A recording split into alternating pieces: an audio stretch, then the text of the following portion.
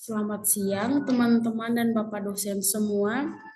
Di sini saya akan mempresentasikan hasil kerja makalah saya dengan judul Upaya Menjaga Kesehatan Bank Mitra Niaga berdasarkan Undang-Undang Nomor 7 Tahun 1992. Sebelumnya perkenalkan nama saya Elizabeth Lasitania KU dengan NIM akhir 154. Langsung saja kita ke slide yang berikut terkait dengan latar belakang. Laporan keuangan menggambarkan tingkat kesehatan, keuangan, dan kinerja dalam operasi perusahaan. Laporan keuangan diperlukan setiap perusahaan untuk ACT melakukan evaluasi atas kinerja yang dicapai perusahaan. Laporan keuangan sebagai alat komunikasi bagi pihak yang terkait dengan perusahaan. Pihak-pihak yang berkepentingan dalam perusahaan atau stakeholder, diantaranya pimpinan perusahaan, pemegang saham, investor, kreditor, pemasok, pemerintah, dan karyawan. Kesehatan bank merupakan aspek penting yang harus diketahui oleh stakeholder.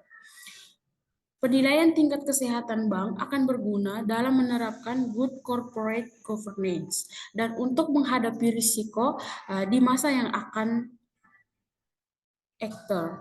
atau dalam kurung PBI nomor 13/1/PBI/2011.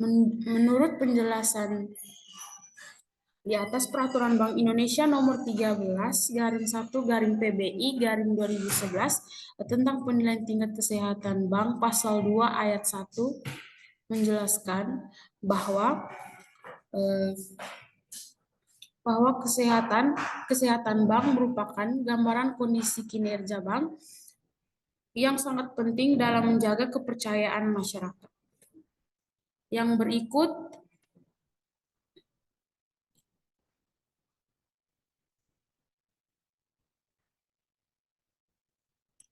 di sini topik pembahasannya ada 5.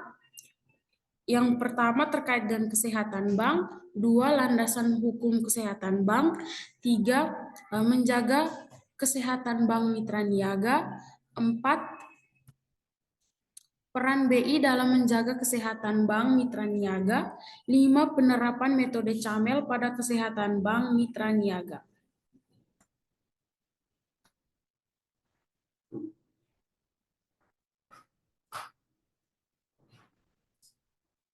Topik yang pertama terkait dengan kesehatan bank.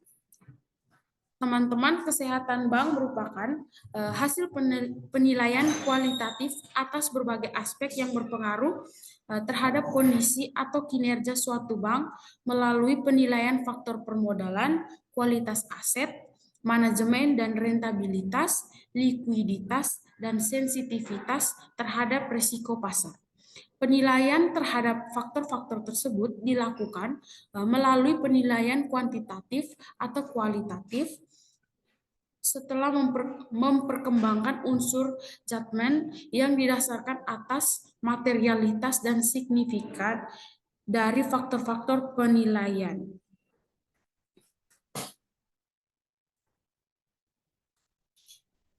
Yang kedua, landasan hukum. Undang-undang perbankan mengatur berbagai aspek terkait kesehatan bank. Yang pertama, perizinan. Perizinan, bank wajib memiliki izin usaha dari Bank Indonesia atau BI. 2, kepemilikan bank harus memenuhi ketentuan yang ditetapkan BI. Ketiga, modal. Banyak bank wajib memiliki modal minimum yang ditetapkan Bank Indonesia. 4, manajemen. Bank harus memiliki manajemen yang profesional dan kompeten. 5, kegiatan usaha. Bank hanya boleh melakukan kegiatan usaha yang diizinkan oleh Undang-Undang Perbankan. 6, pengawasan. Bank diawasi oleh Bank Indonesia untuk memastikan kepatuhan terhadap Undang-Undang Perbankan dan peraturan terkait lainnya. Yang ketiga, Upaya menjaga kesehatan bank mitra niaga. Berdasarkan Undang-Undang Perbankan, berikut beberapa upaya yang dapat dilakukan bank mitra niaga untuk menjaga kesehatannya. Yang pertama memenuhi ketentuan perizinan. Bank mitra niaga harus memastikan bahwa izin usahanya selalu aktif dan sesuai dengan ketentuan yang berlaku. Yang kedua, menjaga kepemilikan yang sehat. Bank mitra niaga harus menjaga struktur kepemilikan yang sehat dan terhindar dari praktik konglomerasi yang berpotensi merugikan bank. 3. Menjaga kualitas modal. Bank mitra niaga harus selalu menjaga agar modalnya memenuhi ketentuan minimum dan berkualitas baik. 4. Memperkuat manajemen risiko. Bank mitra niaga harus menerapkan sistem manajemen risiko yang efektif untuk mengidentifikasi, mengukur, dan mengelola berbagai risiko yang dihadapi bank. 6. Meningkatkan kualitas kredit.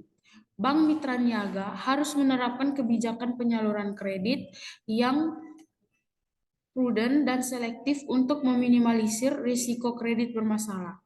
7. Meningkatkan efisiensi dan efektivitas operasional. Bank mitra niaga harus terus meningkatkan efisiensi dan efektivitas operasionalnya untuk meningkatkan profitabilitas dan daya saing bank. 8. Meningkatkan tata kelola perusahaan yang baik. Bank mitra niaga harus menerapkan tata kelola perusahaan yang baik untuk meningkatkan transparansi, akuntabilitas, dan kredibilitas bank. Materi yang berikut, peran Bank Indonesia dalam menjaga kesehatan bank mitra niaga. Bank Indonesia memiliki peran penting dalam menjaga kesehatan bank mitra niaga. Antara lain, yang pertama, melakukan perizinan. Di sini, Bank Indonesia berwenang untuk memberikan izin usaha kepada bank mitra niaga dan melakukan pengawasan terhadap kepatuhan bank terhadap ketentuan perizinan. Yang kedua, melakukan pengawasan. Bank Indonesia melakukan pengawasan terhadap bank mitra niaga secara berkala untuk memastikan bank memenuhi ketentuan undang-undang perbankan dan peraturan terkait lainnya. 3. Memberikan pembinaan. Bank Indonesia dapat memberikan pembinaan kepada bank mitra niaga untuk meningkatkan kesehatan bank. 4. Melakukan intervensi. Bank Indonesia dapat melakukan intervensi terhadap bank mitra niaga jika bank mengalami masalah kesehatan yang serius. Yang berikut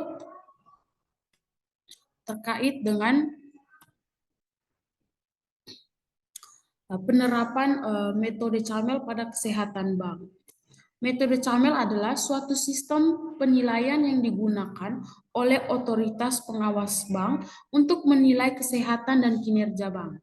CAMEL adalah akronim dari 5 komponen, yaitu komponen utama yang dinilai yaitu capital adequacy atau kecukupan modal, asset quality, kualitas aset, manajemen, earning atau pendapatan, dan likuiditas atau likuiditas.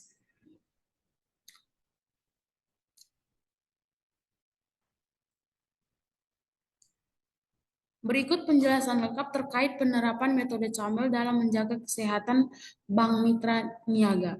Yang pertama, kapital atau kecukupan modal. Capital adequacy yaitu bagaimana suatu bank dapat mengukur sejauh mana modal yang dimiliki bank itu cukup untuk menutupi risiko-risiko yang ada.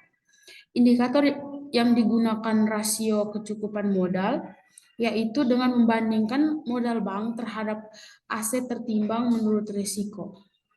Yang kedua, kualitas aset, yakni bagaimana suatu bank dapat menilai kualitas aset bank, khususnya pinjaman dan investasi, dan potensi kerugian dari aset-aset tersebut. Indikator yang digunakan rasio kredit bermasalah atau non-performing yaitu dengan membandingkan rasio cadangan kerugian pinjaman terhadap total pinjaman dan diversifikasi portofolio aset. 3.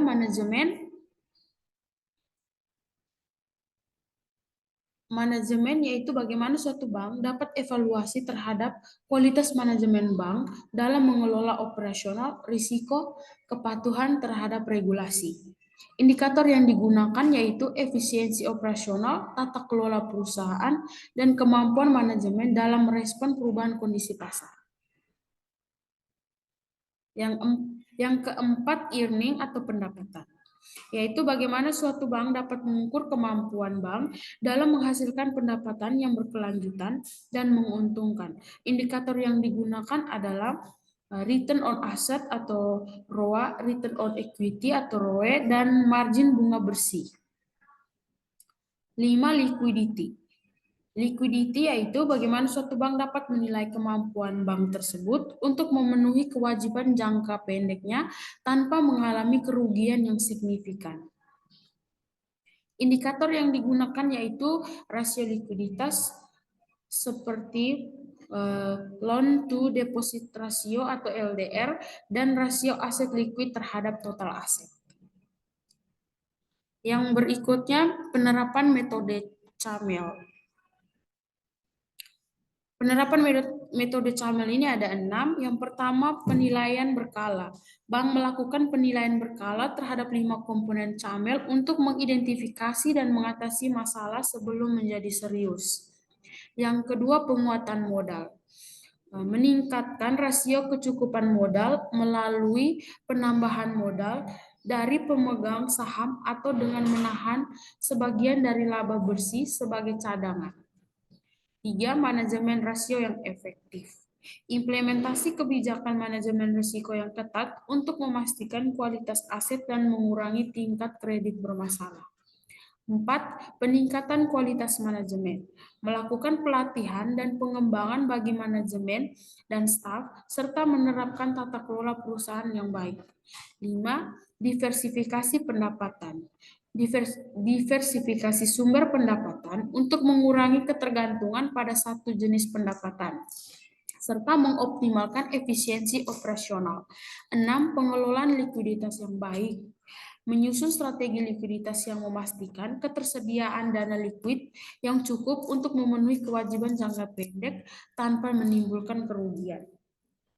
Dengan menerapkan metode CAMEL, Bank Mitra Niaga dapat memantau dan meningkatkan kesehatan keuangan mereka secara menyeluruh, sehingga dapat tetap stabil dan tumbuh dalam kondisi ekonomi yang berubah-ubah. Sekian dari saya, terima kasih.